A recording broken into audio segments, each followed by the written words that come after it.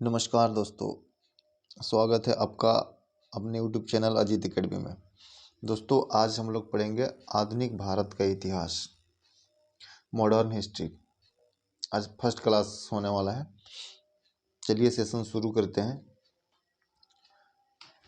हम लोग शुरू करेंगे यूरोपीय कंपनियों का आगमन।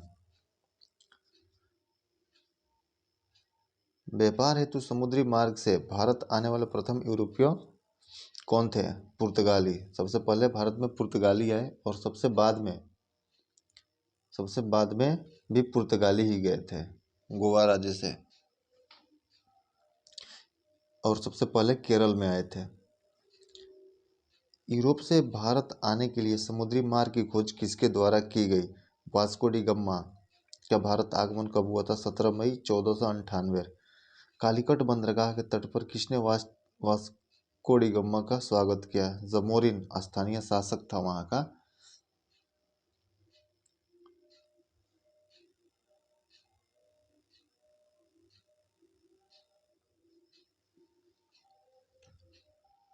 पुर्तगालियों ने भारत में सर्वप्रथम अपनी व्यापारिक कोठी यानी फैक्ट्री कहाँ स्थापित की थी?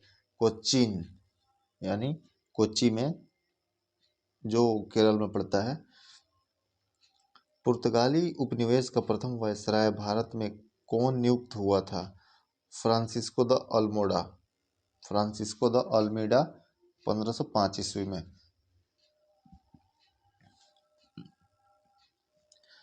यहाँ पे देखेंगे विभिन्न देशों के खोजकर्ता। किस देश की खोज किसने किया? खोजकर्ता Vasco D gamma. Vasco D gamma ने भारत की खोज किया था 1498 में। 1498 में भारत की खोज की थी, किया था। कोलंबस। कोलंबस ने अमेरिका का खोज किया था। कैप्टन जेम्स कुक ने ऑस्ट्रेलिया का खोज किया था। तस्मान तस्मान ने तस्मानिया एवं न्यूजीलैंड की खोज किया था। Bartholomew Dias Cape of Good Hope दक्षिण अफ्रीका का खोज किया था। भारत में पुर्तगाली शक्ति का वास्तविक संस्थापक किसे माना जाता है? अल्बुकर्को। अल्बुकर्को भारत में पुर्तगाली शक्ति का वास्तविक संस्थापक माना जाता है। किस वायसराय के काल में गोवा को पुर्तगालियों का औपचारिक मुख्यालय बनाया गया? निनोडी कुन्ना।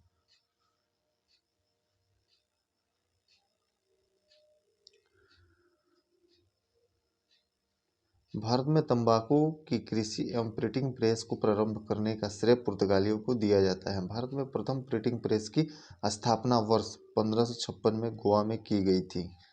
हिंद महासागर में व्यापार को नियंत्रित करने के लिए शांत या नीले जल की नीति किसने लागू की? फ्रांसिस्को द अल्मीडा ने। पुर्तगालियों ने हिंद महासागर क्षेत्र में व्यापार पर नियंत्रण स्थापित करने के लिए कार्टेज आर्मेडा काफिला पद्धति प्रारंभ की थी। पुर्तगालियों के पश्चात भारत में व्यापार करने आए डच कहाँ के निवासी थे? Dutch Holland. वर्तमान में इसका नाम अब नीदरलैंड हो गया है। यानी सबसे पहले पुर्तगाली आए, उसके बाद डच आए।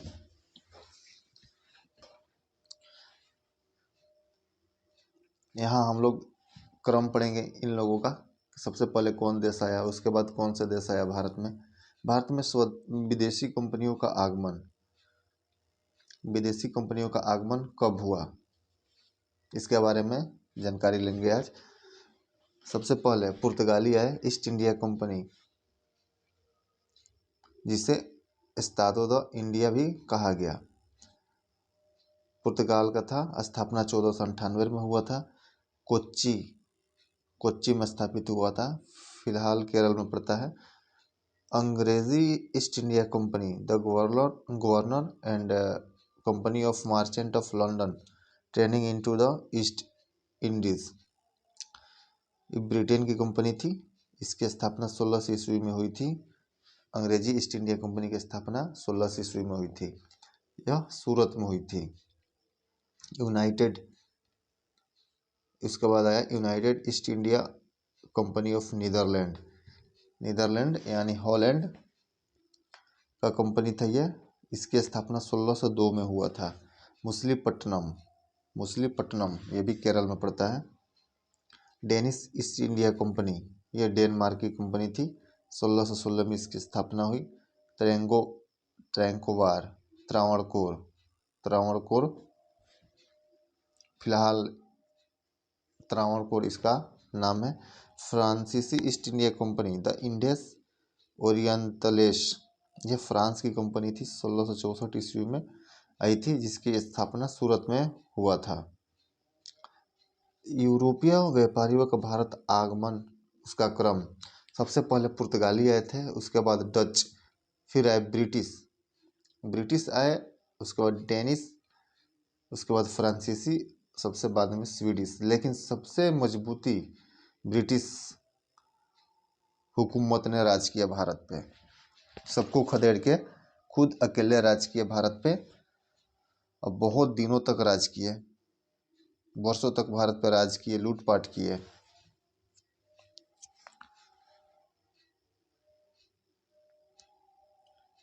आगे चलते हैं। यूरोपीय शक्तियों में भारत में पुर्तगाली कंपनियों ने सर्वप्रथम 1498 ईस्वी में प्रवेश किया था तथा भारत से सबसे अंत 1961 में भी यहीं गए। 1661 में 1661 में गोवा में बसे थे सबसे अंतिम में, और गोवा इससे आज़ाद हुआ था 1961 में। वैसे तो भारत 1947 में आज़ाद हो गया था, लेकिन फिर भी पुर्तगालियों से छुटकारा नहीं पाए थे हम लोग। 1961 में गोवा से गए और सबसे पहले पुर्तगाली ही आए थे।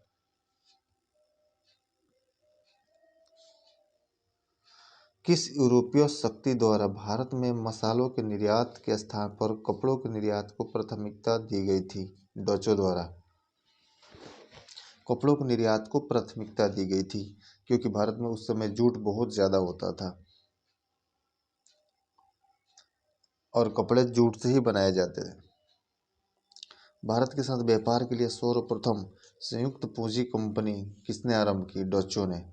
वर्ष 1759 में वेदरा का युद्ध किन दो यूरोपीय शक्तियों के मध्य लड़ा गया? डच एवं अंग्रेज। लंदन में ब्रिटिश ईस्ट इंडिया कंपनी के गठन के समय भारत का सम्राट कौन था? भारत का सम्राट अकबर था। ब्रिटिश सम्राट जेम्स प्रथम का दूत बनकर भारत में व्यापारिक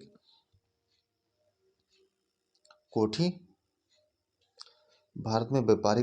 स्थापित करने के उद्देश्य से जहांगीर के दरबार में आने वाला ब्रिटिश नागरिक कौन था? कैप्टन हॉकिंस 1608 ईस्वी में आया था। प्रमुख शहरों के संस्थापक, कलकत्ता शहर के संस्थापक कौन थे? Job Charnock. मद्रास के फ्रांसिस डे, नई दिल्ली के एडविन लुटियंस व harbour baker,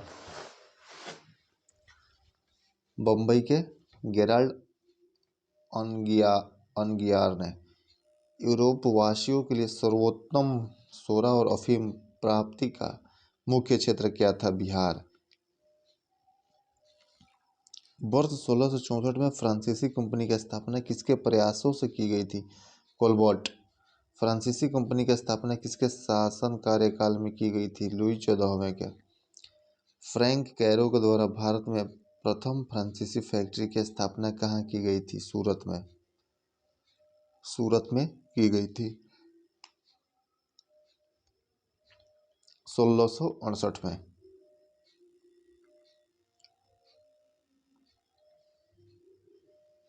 British east India company द्वारा भारत में प्रथम अस्थायी कारखाना मुसलीपट्टनम 1611 में तथा प्रथम अस्थायी कारखाना सूरत में 1613 में स्थापित किया गया था।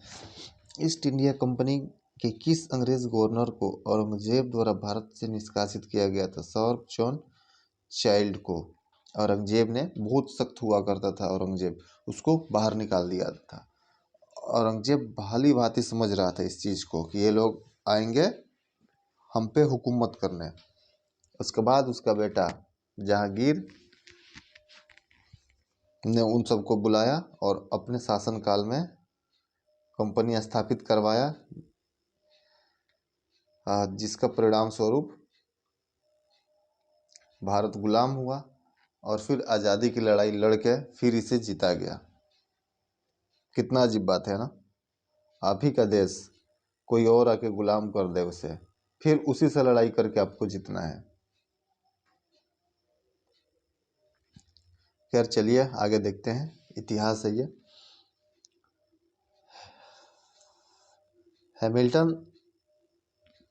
हैमिल्टन द्वारा सफल उपचार किए जाने के कारण किस मुगल बादशाह द्वारा ईस्ट इंडिया कंपनी के लिए वर्ष 1717 में महाधिकार पत्र जारी किया गया? फारूक सियार।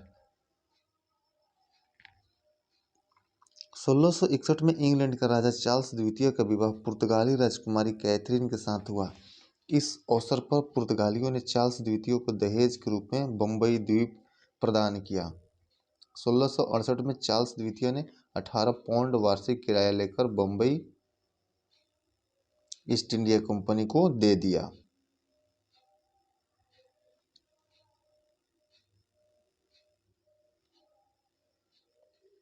फ्रांसीसी गवर्नर डुप्ले ने पहली बार भू क्षेत्र अर्जित करने के उद्देश्य से भारतीय राजाओं के विवादों में भाग लेने की नीति आरंभ की थी। फ्रांसीसियों द्वारा फोर्ट लुई नामक किला कहाँ बनवाया गया? फ्रांसीसियों द्वारा फोर्ट लुई नामक किला कहाँ बनवाया गया? पांडिचेरी में। पांडिचेरी का प्रथम फ्रांसीसी गवर्नर कौन था? पांडिचेरी का प्रथम फ्रांसीसी गवर्नर कौन था? Franco Martin. पुर्तगालियों को सौली के स्थान पर किस अंग्रेज अधिकारी ने पराजित किया? थॉमस बेस्ट ने। वांडीवास के युद्ध में अंग्रेजों ने किसे पराजित किया? फ्रांस को। वांडीवास के युद्ध में 1760 अंग्रेजों ने किससे पराजित किया? फ्रांस को। कर्नाटक का युद्ध किनके मध्य लड़ा गया था? अंग्रेज एवं फ्रांस के बीच में कर्नाटक का युद्ध लड़ा गया था। बताइए, दो देश आपस में लड़ रहे हैं तीसरे देश के लिए कि जो जीतेगा उसका हो जाएगा और जिसका है वो गुलाम है। प्रथम कर्नाटक युद्ध किस संधि के माध्यम से समाप्त हुआ? एक्सला सैफेल की संधि 1748 ईस्वी में। कर्नाटक युद्ध देखेंगे एक नज़र में। कर्नाटक की प्रथम युद्ध 1746 से 48 तक चला। ऑस्ट्रिया के उत्तराधिकारी का युद्ध, इसका प्रमुख कारण था ऑस्ट्रिया के उत्तराधिकार का युद्ध। संधि एक्सला सैफेल की संधि 1748। परिणाम अनिर्णित, मतलब कोई नहीं जीता। द्वितीय कर्नाटक का द्वितीय युद्ध 1751 से 1755। 1751 से 1755 कर्नाटक के उत्तराधिकार का युद्ध। पांडिचेरी की संधि 1755, जिसका परिणाम ब्रिटेन मजबूत स्थिति में था। तृतीय युद्ध 1758 से 63, सप्तवर्षीय युद्ध एवं औपनिवेशिक कारण। संधि है पेरिस की संधि 1763, फ्रांस की पराजय। अंग्रेजी कंपनी का नाम governor and company of merchants of London training into the east Indies रखा गया है।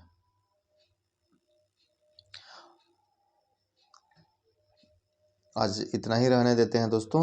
अगले वीडियो में हम लोग पढ़ेंगे ईस्ट इंडिया कंपनी और बंगाल के नवाब। वीडियो देखने के लिए बहुत बहुत धन्यवाद। नमस्कार, प्रणाम।